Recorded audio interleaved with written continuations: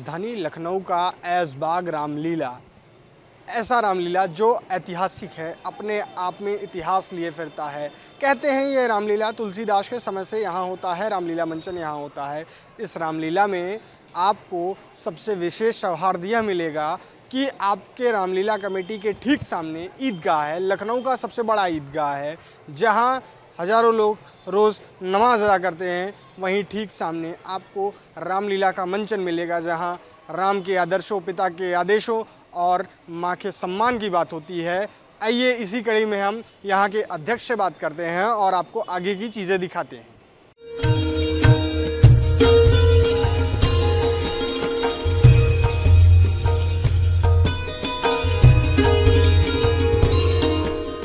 लखनऊ का ऐतिहासिक रामलीला, ऐशबाग रामलीला, यहाँ लखनऊ में अदब और तहज़ीब कहा जाता है, अदब और तहज़ीब की गलियाँ कहा जाता है। वो अदब और तहज़ीब यहाँ दिखता है। क्यों?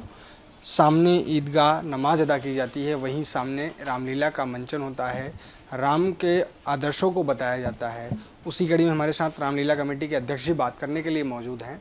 आइए इनसे भी बात करते हैं। अध्यक्ष जी, ये रामलीला पिछले कितने वर्षों से यहाँ से हो रही है और क्या कुछ इससे हमको सीखने को मिलता है, क्या कुछ इससे आदर्श निकलते हैं? 16वीं शताब्दी के पूर्व से यहाँ पर तुलसीदास जी यहाँ पर चौमासा उन्होंने व्यतीत किया था। यहाँ पर आए और उन्होंने राम कथा कहते थे। राम कथा कहते कहते उन्होंने निर्णय लिया कि राम कथा को अभिनय के माध्यम से कहा जाए तो निरक्षर लोग भी राम जी के आदर्शों और मूल्यों को, मर्यादाओं को आत्मसात कर सकेंगे। तब से रामलीला का मंचन की ये जनक स्थली है जहाँ पर आप हमारा इंटरव्यू ले रहे हैं।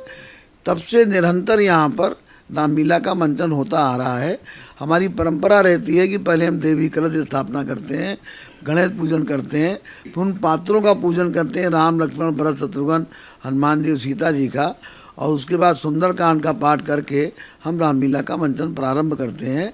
ये परंपरा तुलसीदास जी के समय से चली आ रही है। तब से निरंतर यहाँ रामकथा का मंचन हो रहा है। राम कथा से सीखने का सबसे बड़ी चीज़ होती है कि अपने अहंकार को मारो। आप कल्पना करें कि अभी किसी व्यक्ति को मुख्यमंत्री अभी घोषित कर दिया जाए और उसके बाद सुबह उसको जेल भेज दिया जाए, उसको बनवास दे दिया जाए, शहर निकाला दे दिया जाए, तो उसकी क्या स्थिति होगी। राम जी ने उसको कितने सहज भाव से लिया और अपने पिता के आदेशों का पालन करते हुए उनकी मर्यादा को कायम रखने के लिए वन की तरफ चले गए। वहीं पर भरत जैसा भाई जो जिसको राज्य मिल रहा हो और वो राज ना लेकर के अपने बड़े भाई को सौंपने के लिए चित्रकूट की तरफ चला गया।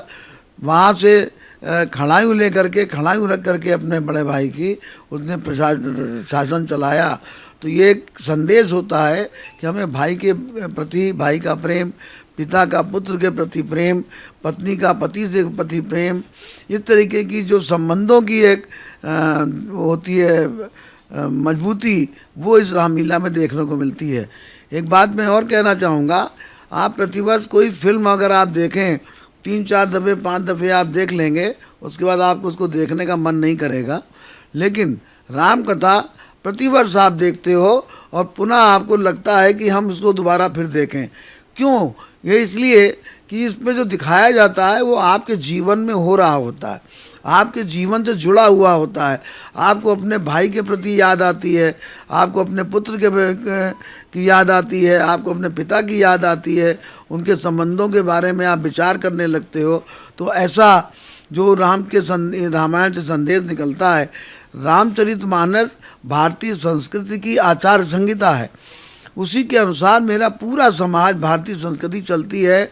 मेरा तो मानना यह है कि विश्व भर में जितने भी धर्म, संप्रदाय, पंथ हैं, उसमें एक वर्ग को छोड़ करके बाकी सभी वर्गों में रामचरितमानस और राम जी के आदर्शों के आधार पर ही पारिवारिक, सामाजिक और जो उनका अपना एक दायरा होता है, उसी के अंतर्गत चलता है। आप यहाँ लखनऊ का सबसे बड़ा ईदगाह है, आप रामलीला जहाँ मंचन होता है उसके सामने ही एक ईदगाह है जो सबसे बड़ा ईदगाह है, और रामलीला मंचन में एक समुदाय का भी सहयोग आपको मिलता है। कभी राम का अभिनय करने वाले या हनुमान का अभिनय करने वाले एक दूसरे समुदाय से भी होते हैं। वो क्या समरसता होती है और क्या भाव होते हैं? देखिए, नवाब आसिफुद्दौला ने 1773 में यहाँ पर 6.5 एकड़ ज़मीन रामलीला को और रोड के उस पार 6.5 एकड़ ज़मीन ईदगाह को दी थी।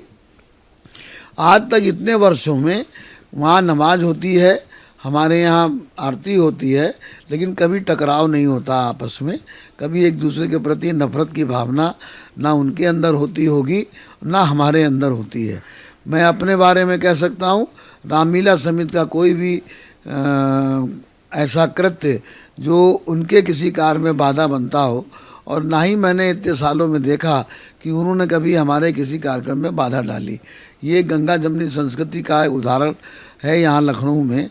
रह गई कि पात्रों में कार्य करने में, रामलीला के मंचन में इस रामलीला के अंदर मुस्लिम पात्रों ने कभी भी भाग नहीं लिया, और ना ही हम उन पात्रों को यहाँ पर समावेश करते हैं उनका, क्योंकि हम पूजा करते हैं, वो मूर्ति पूजा के विरोधी होते हैं।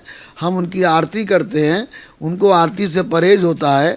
तो हम ऐसी कोई परंपरा या नहीं डालना चाहते जिससे किसी भी कलाकार को असहज महसूस हो। इसलिए रामलीला समिति के किसी भी मंचन में मुस्लिम कलाकारों का सहयोग नहीं होता। हाँ, इतना ज़रूर है, इसकी तैयारी में मुस्लिम लोगों का सहयोग बहुत होता है। आतिशबाजी है, बग्गियाँ हैं, रथ हैं, जो ये चीज़ें हमारी होती हैं, बिजली की व्यवस्था है या हमारी साउंड की व्यवस्था है, उसमें वो लोग आते हैं। उसमें हमें कोई इतराज़ भी नहीं होता है और ना ही हम उनका कोई विरोध करते हैं, उनका सहयोग भरपूर लेते हैं। और वो बड़े मनोभाव से, बड़े मन से आकर के इस हमारा सहयोग करते हैं। हम उनके प्रति अपना आभार प्रकट करते हैं। इस बार की रामलीला में जो रावण वध का मंचन होगा या जो रावण वध की लीला होगी वो किस थीम पर होगी? क्योंकि हर वर्ष आप एक अलग थीम, एक अलग भाव लेकर आते हैं रावण वध का, तो इस बार क्या होगा? जिस स्थान पर 500 वर्षों से राम कथा का मंचन हो रहा हो, राम कथा सुनाई जा रही हो, वहाँ वो अपने आप में पवित्र स्थल हो जाता है। तो जो हम रावण का पुतला फूंकते हैं, उसके अंदर एक बुराई का अंत करने का एक संकल्प लेते हैं और उसी का पुतला फूंकते हैं। अभी तक का उदाहरण ये रहा है कि जितने भी हमने यहाँ से बुराइयों का अंत करने के स्लोगन दिए हैं, वो उन पर सरकारों ने काम किया है और उस पर प्रगति भी हुई है, उनमें सुधार भी हुआ है। इस वर्ष हमने विदेशी निर्भरता, जातिवाद और नस्लवाद जो हमारे देश को खोखला कर रहा है, कमज़ोर कर रहा है, उसका भी हमने आह्वान किया है कि ये बुराई भी भारतीय समाज से दूर होनी चाहिए, जिससे हम विकसित भारत के लक्ष्य को जल्द से जल्द प्राप्त कर सकें। तो ये हमारी इस बार की थीम है और हमें आशा ही नहीं, पूर्ण विश्वास है कि निश्चित तरीके से हम अगले वर्ष दशहरा जब मनाएंगे तब तक हम इन चीज़ों में सफलता पा लेंगे। श्री रामलीला समिति ऐशबाग लखनऊ के इस समय हम प्रांगण में हैं। यहाँ आप देख रहे होंगे मेरे पीछे तरह तरह के चित्र, मुखौटे इत्यादि रखे हुए हैं। मैं आपको बताना चाहूँगा, दिखाना चाहूँगा, यहाँ कलाकारों के द्वारा एक शानदार प्रस्तुति की जा रही है, तैयारियां की जा रही हैं। आज रात के अभिनय के लिए तैयारियां की जा रही हैं। ये हमारे एक कलाकार हैं जो जटायु का सर बना रहे हैं। ये किसी न किसी कलाकार के द्वारा पहनकर इसका अभिनय किया जाएगा। ये जटायु का सर है जो रामलीला में माता सीता के हरण के समय आकाश में रावण से लड़ता है और कहीं न कहीं बुराई पर अच्छाई की लड़ाई के लिए लड़ता है। मेरे पीछे इस तरफ आपको श्रीमन नारायण के एक चित्र दिख रहे होंगे, महाबली हनुमान का एक चित्र दिख रहा होगा और ऐसे तरह तरह के चित्र बन रहे हैं और वो आज शाम की प्रस्तुति में देखे जाएंगे, आज शाम के अभिनय में देखे जाएंगे। पीछे हमारे रावण का ये सिर बन रहा है। यह रावण 60 फीट का होने वाला है। इसके अन्य जो पुर्जे हैं, जो अन्य भाग हैं, वो कहीं दूसरी जगह तैयार हो रहे हैं, कहीं अलग प्रांगण में तैयार हो रहे हैं। यह 10 मुखी रावण है। हम इसमें रामलीला मैदान में हैं और मेरे पीछे आपको राम भवन दिख रहा होगा। यह राम भवन यहाँ रामलीला कमेटी द्वारा बनाया गया है और यह 500 वर्ष पुराना है। इस रामलीला मैदान में रामलीला मंचन के दौरान अभ्यास किए जाते हैं, अब अनवरत यहाँ अभ्यास चलता रहता है। यहाँ लोगों द्वारा एक आस्था और भाव जुड़ गया है।